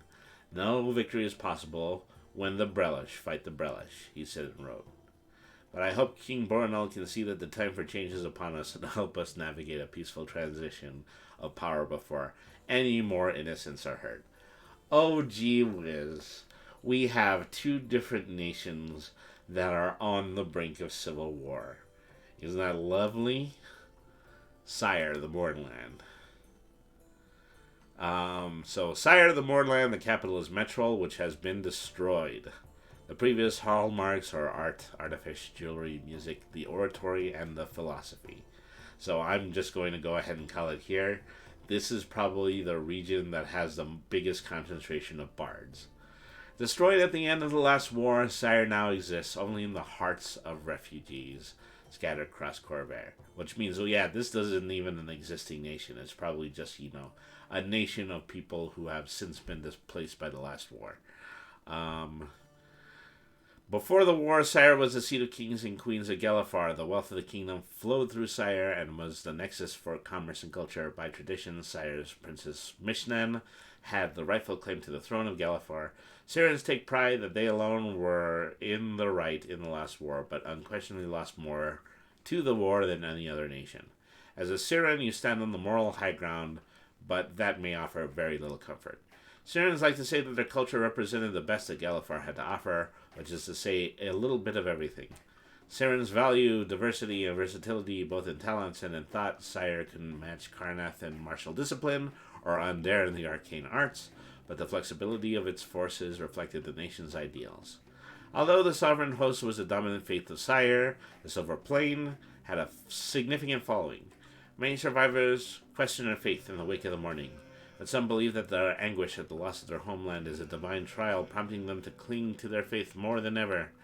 Queen Danelle Erwinarn was in Metrol on the day of mourning, and is currently presumed dead. Her son, Prince Ogarev Erwinarn, holds court in New Sire, a massive refugee camp which is set up in Brayland. Some refugees support Origev and the dream of a restored Sire, while others prefer to focus on the future instead of trying to reclaim the past. As a Siren, I don't know if it's Siren or Siren at this point, you could decide whether you hold the right to your national identity or instead consider yourself to be an expatriate without a nation. Interesting things about Sire, the Mornland. Sire was the ancestral seat of the Dragon Mart House Kenneth, the House of Making. The house maintained arcane workshops across Sire. Who knows what treasures wait in Kenneth vaults for those who brave the dangers of the Mornland. While not as flamboyant as the Ondarians, Siren fashions evoked bright colors and glamour weave. Some Sirens have made a point of continuing this custom. Others wear clothing cut on the Siren style, but entirely in black. This has become known as mourning wear. Mourning as in, mourning a death, not mourning as in what you're wearing first thing in the morning. Stories say some communities of Warforged lived in the Moorland, including the insurgent called the Lord of Blades. And so this is pretty significant because they're saying that the House of Making and refugees from the Great War, including the Warforged, can have a tendency to consider themselves to be Siren nationalists. So this is the way that, the game permits the remnants of the last war to be all over the country, because everybody who was represented in those situations came from Siren and now are expatriates living in different parts of the world. And that's what makes them the two most important race, the most important race and the most important class in this module. So when creating a character from Siren, consider the following questions. What have you lost? Did you lose wealth or status? Did you have family or loved ones killed in the morning? Did you lose someone that you could one day recover from the Moorland? Arcane research, an heirloom artifact, or a precious family relic. Consider the impact the disaster has had on your background. As a Siren, noble, or soldier, your estates have been lost and your army scattered, but you still have the respect of your comrades or peers. What do you hold on to? Do you have a trinket that embodies Sire for you? Is your wand or your weapon an heirloom of your family? As an entertainer or a guild artisan, do you preserve a particular Siren tradition? Also, what drives you? Are you determined to solve the mystery of the morning? Do you want to help other refugees, or are you concerned only with your personal survival? Is there something you want to recover from the Moorland, or would you prefer to never set foot in Sire again? Do you hold a grudge against the nations that fought Sire in the war, or are you sorely concerned with the future? Cities and sites. Sire was devastated by the morning. His ruins have become grim reminders of the folly of war. Unknown threats, both magical and monstrous, haunt the Moorland. But for more information on the Moorland as it stands now, see Chapter 5. Eston. Once the seat of House Kenneth, it was a place of wonder, a city where magic comes to life. Marvels of the cities include the Clockwork Menagerie, showcasing the golems and the homunculi made by generations of artificers.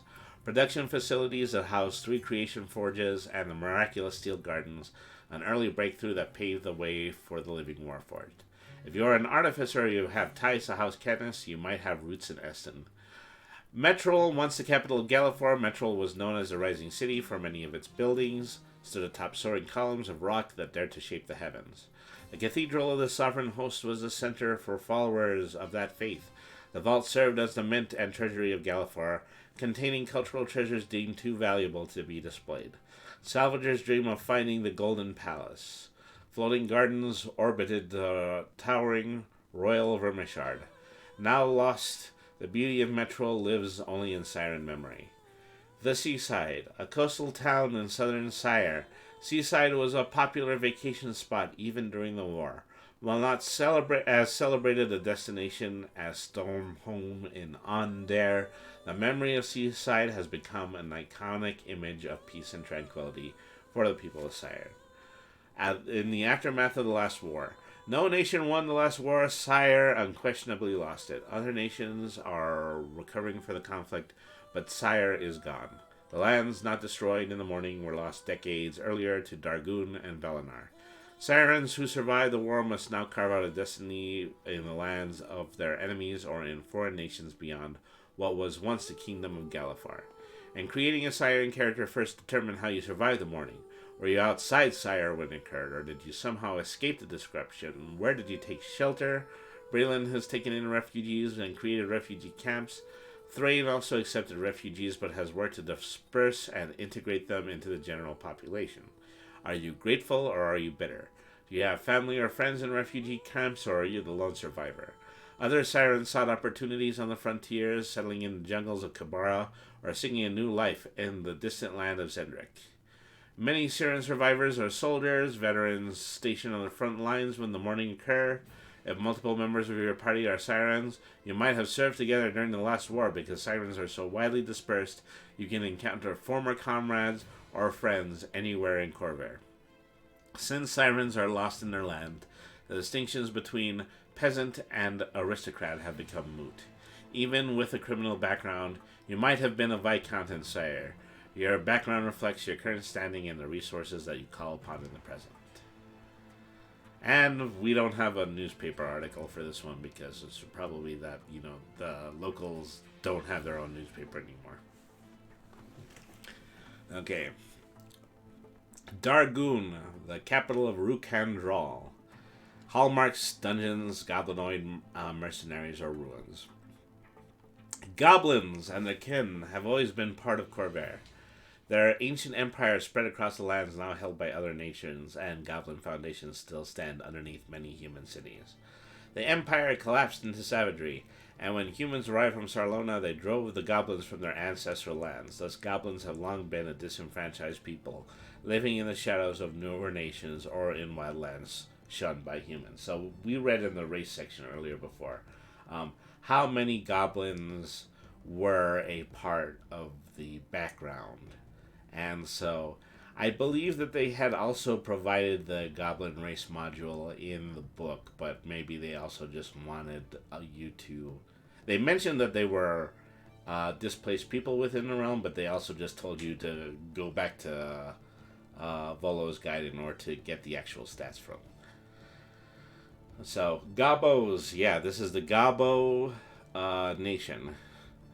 The land now called Dargoon was once part of Sire. The hobgoblin clans known as the Guldar were based on the Seawall Mountains, but during the war, the demand for mercenaries drew an ever-increasing number of goblins out of the mountains to fight for Sire and Brayland.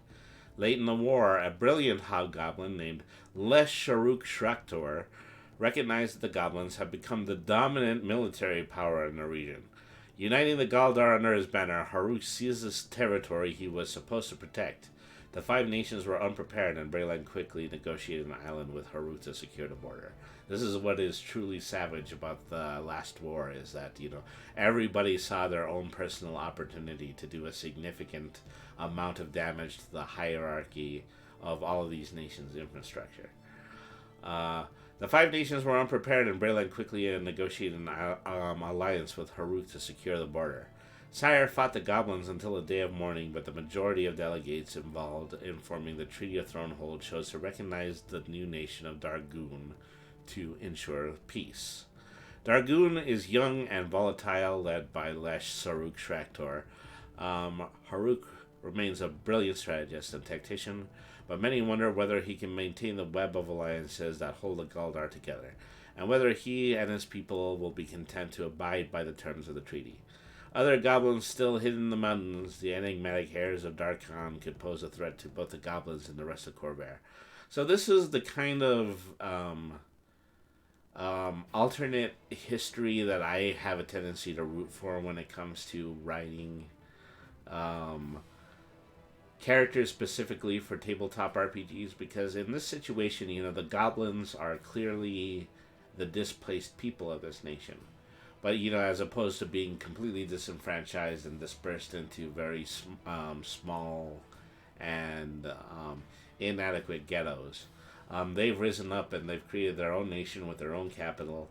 So they still have to deal with, the interrelationships between all of the other nations that may not want them to exist, but they are nonetheless thriving as a result of the actions of their current leader. Traditionally, the Galdar worshipped the form of the Dark Six. House Danith introduced the sovereign host to the region, and some goblins have embraced this faith, especially the gods Doldorn, Dolorar, and Balinar. So the interesting things about Dargoon: House Delaneth has a strong presence in Dargoon. No one will employ goblin armies in the wake of Haruk's betrayal, but security forces value smaller units of goblinoid mercenaries for their ferocity and skills. Dargoon is a frontier nation. Although recognized by the Treaty of Thronehold, it doesn't abide by the common laws of the treaty nations. Law enforcement is unpredictable, and acts considered criminal in other nations are part of everyday life in Dargoon. A number of bugbear-dominated clans known as the Margul inhabit southern Dargoon. Some of the Margul refuse to acknowledge the authority of the Galdar hobgoblins, and these clans are especially dangerous and violent. Lesh Haruk united the Galdar clans and seized control of Dargoon nearly 3 decades ago. If you are a non-goblin from this land, you may have been born in captivity. Were you forced into bondage, or did you adopt Dargul customs and earn a place in their society? Dargoon is the logical point of origin for any hobgoblin, or bugbear creature. When creating a Galdar character from Dargoon, consider the following. The constant struggle. Among the Galdar, you must constantly prove your strength and skill to gain and hold the respect of your kin. Galdar rarely kill in a casual battle. You might fight to prove a point, but kill only when you must. You are loyal to your clan. Challenge your peers as you like in times of peace, but when blades unsheathed for war, you stand by your clan or the allies you bond with until death. This loyalty doesn't extend to warriors or other Galdar clans. Moot and Acha. Your ancestors were once forged an empire even greater than Galifar. Perhaps you believe that your people can reclaim this lost glory. The Dakani were renowned for their martial skill and their discipline. Moot roughly translates to duty. Your duty to your empire, your clan, and your commander. Moot is expected. If you have no moot, you have no place in battle. Atcha responds to honor, especially your personal honor gained by virtuous deeds that transcend the expectations of moot. Cities and sites. 30 years ago, this nation was part of Sire. The goblins converted towns and villages and raised new settlements, but many ruins, abandoned farms remains. The region is also peppered with dungeons dating back to the ancient Goblin Empire. These can be found in West Torlak Moor or beneath the Kral Rainforest. The Gathering Stone. The fortress enclave of House Danith serves as a staging area for goblin mercenaries who wish to work for the house. It provides a stable and secure haven for travelers passing through the region, provided you're on good terms with House Danith. Gorgonhorn, this fortified village close to the Mornland, once it maintained the front line against Sire. Now the hobgoblins stationed here protect their people from the horrors that crawl out of the warped realm. If you're a goblin soldier, you might have served in Gorgonhorn. It is also a base for the scavengers and salvagers who venture into the Mornland. Larenton. Once a thriving siren town, Larenton is a ruin on the very edge of the moorland. It is shunned by the Guldar, who believe it to be cursed. At night, a terrible wailing echoes among the ruins that can be heard for miles across the plains. Rukhin Dral, the largest city in Dargun, serves as the seat of Lesh Haruk Shraktor. As the hub for trade, travel, and diplomacy, it also provides a haven for fugitives and smugglers. Lesh Haruk dwells in a fortress known as Kar Maborst, the Red House, and Wyvern Skull. If you're a Guldar sailor or a guild artisan in this small city, Dargun's primary seaport could be your home. The goblinoids who live here are a sociable, rowdy lot who are also, by and large, very friendly towards strangers. So that's where all the dungeons come from. Well, maybe not all the dungeons, but, a significant amount of dungeons that were formerly where the goblin refugees lived before they staged this revolution. In the aftermath of the last war, Dargun was born in the last war, and the scars of its birth are still raw. Most of the Syrian population fled the Goblin Uprising, and those who remained were either killed or enslaved. As a result, many burnt-out farms and abandoned villages have stood empty for decades. The broken paths of the lightning rail make travel to the interior difficult, and only the largest cities offer the basic services come elsewhere in the Treaty Nations. Any significant settlement is likely the domain of a single Guldar clan. While these clans give their fealty to Lesh Haruk, every clan lord holds absolute power in this town. Some clans are friendly to outsiders and welcome commerce, and others despise non-goblins. Lesh Haruk has abolished slavery in Rukendral, but some of the clan lords still continue the practice.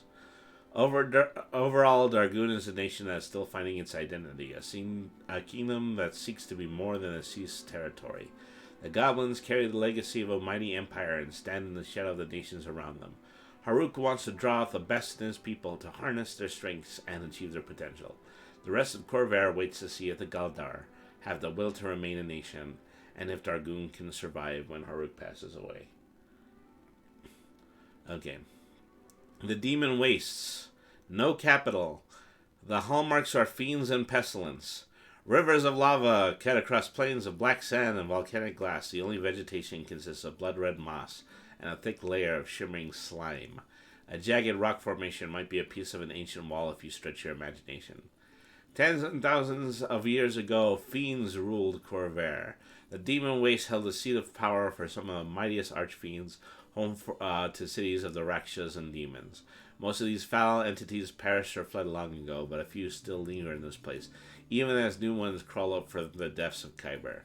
A handful of primordial ruins, sustained by dark magic, dot the bleak landscape. Ruins that may still be home to fiends and their treasures. The stone caves, the shadow crags, and the ice-horned mountains separate the Demon Waste from the Elden Reaches. A series of canyons known as the Labyrinth further separate the Demon Waste from the rest of Corvair. Everybody? Just me? Alright, well, just me. Dance, magic, dance. Dance, magic, dance. Put this magic spell on you. Something like that. The Stone Cage, the Shadow Crags, and the Icehorn Mountain... Oh, well, I think I already read that one. If you're creating a character from the Demon Waste, you're likely associated with either the Glashkala or one of the Carrion tribes. Interesting things about the Demon Waste. A variety of fiends inhabit the wastes, including devils, rakshas, and demons. These creatures are spawned by Khyber, not from the outer planes. The demon race were once riddled with portals to abyssal demi-planes, unearthly realms populated by fiends and other horrors. And these inner realms include vast and twisted forests, living oceans, realms of rusted irons, and stranger places. Yes, the Goblin King. We established the Goblin King does not live here. He lives in the realm next door. Gashkala characters. The Gashkala are primarily orcs, but their numbers include a few half-orcs and members of other races. They devote their lives to guarding the labyrinth and containing the evils of the wastes. When creating a Gashkala character, consider the following. In addition to that, I figure, if you're going to be playing an Infernal or a character like a Tiefling, it's more likely that they're going to come from this region. The Binding Flame. The Gashkala worship Kelek Sash, the binding flame, fundamentally the same religion as the silver flame, Kalak is a harsh faith that requires all the able-bodied folk to fight in an endless war against the forces of darkness. Sacred Champions is a Gashkala, you are a champion of the binding flame, a paladin sworn to the oath of vengeance, a barbarian on the path of the zealot, which is found in Xanathar's Guide to Everything, and a cleric of the light or war domain all represent a logical path for Gashkala characters. Outlanders and hermits are appropriate backgrounds, reflecting your harsh upbringing or religious devotion. It sounds pretty cool. This is definitely the region that you would use if you were doing an infernal-centered campaign. Carrion Tribes. The Carrion Tribes is descended from explorers and refugees twisted by the evil in this realm. Explorers usually encounter these savage folk as enemies, but occasionally a hero emerges from the shadows. When creating a character from the Carrion Tribes, consider the following. Are you sworn to an overlord? Your tribe is devoted to an archfiend. This can serve as the roots of a warlock's past, or the inspiration for a barbarian's rage. Are you still loyal to your Dark Lord, or did you break free from its influence? Either way, work with the DM to develop the details of your overlord. The child of a savage land. You are born into a lawless realm where violence was the only constant. How have you adapted to life on the other side of the labyrinth? Are you superstitious, refusing to adapt to the new world, or are you doing your best to learn in the ways of the strange realm? It reminds me of Median from Nightbreed. Well, interesting. I had played. I had at one point. One of my player characters was a hobgoblin who had actually escaped the dark realm after he was thrown into it by his father, and so that he would emerge from it as a great hero.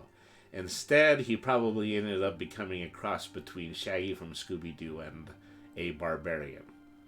And so that was interesting because his rage was largely motivated by paranoia. Cities and states. Settlements are few and far between the demon wastes. The Carrion Tribes are semi-nomadic, assembling camps in the crumbling ruins of long-forgotten cities built by demons in the first days of the world. Ashtakala, legends say that a single city of fiends remains intact. Stories describe Ashtakala as a city of basalt and brass, filled with rakshas and demons. If this exists, it is shielded by powerful wards. Who knows what ancient artifacts and treasures it might contain? The Blood Crescent. House Thrask established this tiny port at the end of the last war. The house hopes to gain access to the Dragon Shard deposits buried in the waste. To date, it has survived the Carrion Tribes and the malefic horrors of the wastes, but few believe that it will last. That sounds pretty wild, the poor guy. Okay, and then the Desolate. Known at various times as Greenhold, Newholt, or Chimer's Folly, this outpost has served as the Undarian settlement, a Thrain hermitage, and an outpost of House Lorander. It has fallen 3 times and nobody knows exactly how. Each time its inhabitants have vanished in a single night, leaving all their possessions behind. Today it is known as Desolate, and it awaits the next band of settlers willing to stake their claim. So that's the issue with, the mystery and the infernal nature of this area, is that there's just an area where, anybody that tries to settle it eventually gets swallowed up by the unknown, and nobody knows what actually happened to them. Okay, so we're getting close to the end of the stream. This is probably going to be the last entry that we're going to read. Okay. Drome, the Great Crag. Hallmarks, the Breshkor monstrous mercenaries. Drome is a nation of monsters ruled by the daughters of Sorakel. Each of these 3 hags is a legend in their own right, the subjects of tales used to frighten children. 11 years ago, they seized the land west of the Grey Wall Mountains and formed the nation of Drone. Although Breland laid claim to these barren lands, Galliford never tamed this wild region. Gnolls, orcs, and goblins commonly sought haven here, as well as ogres, trolls, harpies, minotaurs, medusas, tieflings, changelings, lycanthropes, and other races unwelcome in civilized lands. So if you wanted to do the haunted campaign, this would probably be a good place to do it. The daughters use an army of ogres and war trolls to maintain order. Ogres. What is ogres? Ogres. Well, maybe ogres was like an archaic pronunciation. I have no idea. To date, the other nations of Corvair have refused to recognize Drome, and the region was not acknowledged in the Treaty of Thronehold. Most people believe that the monstrous nation can't last. Even their daughters can't hold a disparate alliance together. But Drome is currently thriving and stronger than ever. Drome works constantly with House Thrask, selling the service of monstrous soldiers and laborers, and Baishk ore, a form of metal that has magical properties. Beyond that, it's a still expanding frontier nation. The cities of Grey Wall and Great Crag grow larger and more organized each day, and the rest of Corvair is uneasy with the potential power of a fully realized Drome. Even if you're haunted and full of monsters, you still seek to be a part of civilization, if you're here in Eberron. The monsters that inhabit Drome retain their racial subcultures. Most of them worship the Dark Six, but other religious traditions flourish as well. So, the another article from the Korenberg Chronicle. Descent into Drome, my trail into terror. We're all gonna die, the thought echoed through my mind as the wagon carried us towards the Great Crag. The diplomats around me intended to speak with the daughters of Sorakel. All I could think about was the stories my grandmother used to tell me. Sora Mena can crush a giant with her bare hands. She can eat the whole creature and still be hungry. If you're bad, she'll come in the night and carry you away. She'll make a lantern of your skull and torment you until the end of time, and she's the least frightening member of the daughters of Sorakel. When I could set aside my sheer terror, I was learning a great deal about this strange nation. The daughters invested power in warlords, each of whom rules a territory in their name. It's sort of like Karnath, except each of the warlords of Drome is a horrifying monster. We're traveling through the territory of the Prince of Bones, an ancient troll said to be too evil to die. We'd already passed through the realm of Queen Sheshka the Medusa, where even the trees turn to stone. Harpies, gargoyles, there's even a king of the kobolds. Our caravan was being protected by gnolls, not protected from gnolls, protected by gnolls. I thought things couldn't get any stranger. I couldn't have been more wrong. Get out of my swamp! Get out of my swamp and give me back my donkey! I love that. I would want to visit there too. Yeah, that would be an awesome place for a campaign. Interesting things about Drome. Drome uses the supernatural abilities of his citizens as tools, just as other nations of Corvair use magic. The daughters of Sorakel keep their people fed with troll sausage and use harpy song in order to quell brawls. When dealing with monsters in Drome, consider the practical applications of their abilities. When the Church of the Silver Plain purged lycanthropy from the Five Nations, a number of lycanthropes escaped into the region that later became Drome. The Dark Pack alliance of lycanthropes, wargs, and other supernatural predators hunts southern Drome. Well, it hunts southern Drome, but it might as well be a hunts in an area like this. Dromite characters. Minotaurs, orcs, gnolls, tieflings, changelings, and all other monstrous species all have a place in Drome. Consider these questions when making a Dromite character. What makes you different? The people of Drome aren't just humans with horns or green skin. Think about the unique aspects of your people and what makes your people different from humanity both physically and culturally. What are your ambitions? Citizens of Dromes are proud of their nation. You know that the rest of the Corvair considers you a monster. Do you intend to prove that you and your kind are capable of deeds humanity can't imagine, or are you driven solely by your personal desires, or the goals of your family, or your warlord? How does your background shape you? The diverse creatures of Drome could include a kobold city savvy rogue urchin, an orc outlander barbarian with little knowledge of the outside world, or a tiefling warlock sage versed in arcana and history. Cities and sites. In the past, particular creatures dominated the communities of Drome. The harpy flights lived in mountain peaks, while the Medusas remained isolated in the citadel of Kazak Dural. Under the rule of the daughters of Sorakel, the Dromites are creating cities where all manner of creatures live and work together. Queen Vampiress says, hello. Hello, Queen Vampiress. Thank you very much for tuning in. So we only have a few minutes left in the stream. I'm just going to finish reading up this entry, and then we're going to go ahead and sign off. But thank you very much for tuning into the stream. Greywall. Known as the city to Drome, this city rests on the borders of Brayland. Though dominated by monsters and ruled by a mind flayer, Grey Wall is both a center for trade and a haven for deserters and fugitives. The dragon-marked houses maintain outposts in Grey Wall the House, and House Thrask governs the Calabas, the foreign quarter inhabited by humans and other people from elsewhere in Corvair.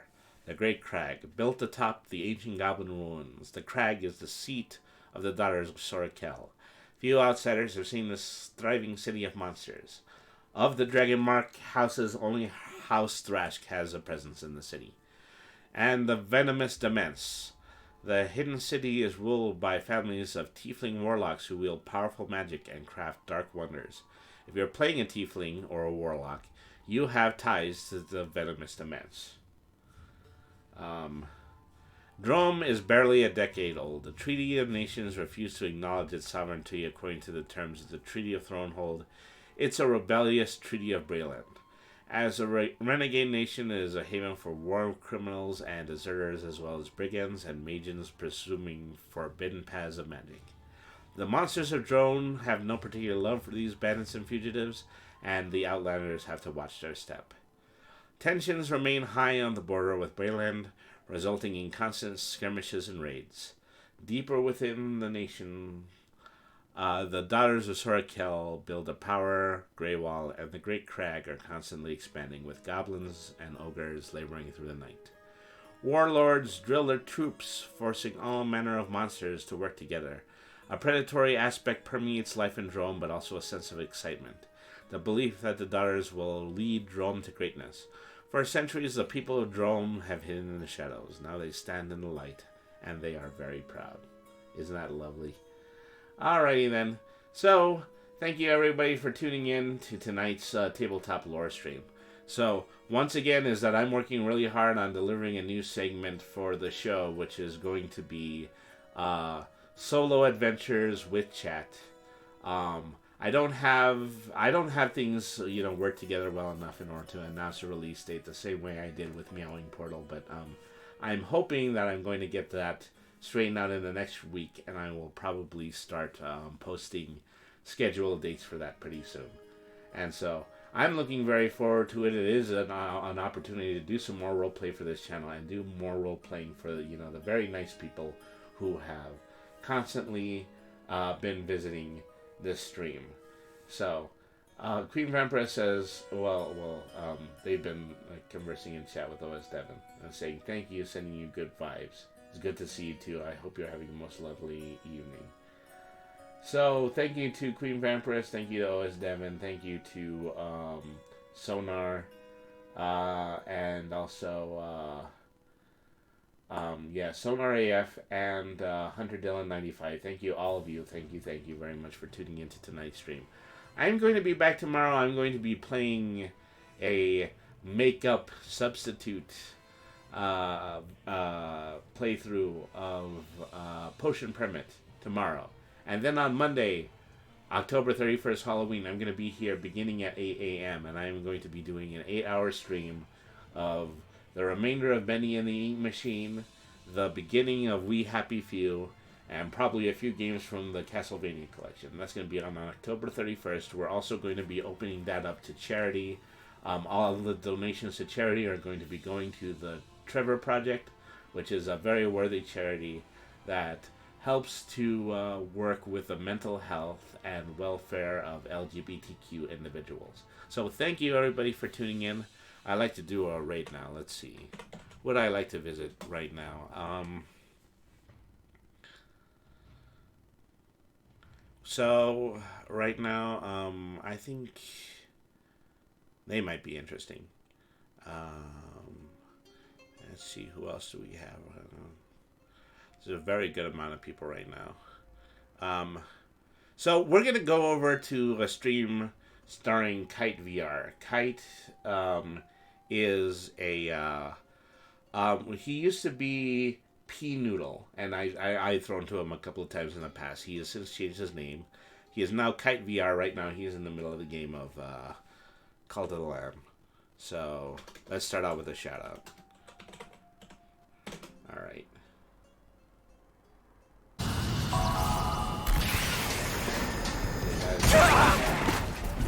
Yeah, that was totally on purpose. Don't worry. I was totally not like clearing my throat and not looking at the screen.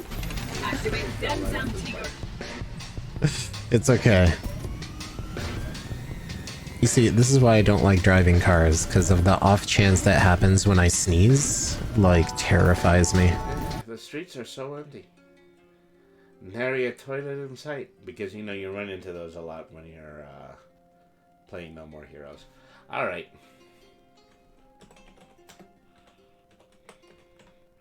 So we're going to go ahead and we're going to head over to that channel. Be back here tomorrow at 7 so that we can play Potion Permit. Thank you everybody once again for tuning in.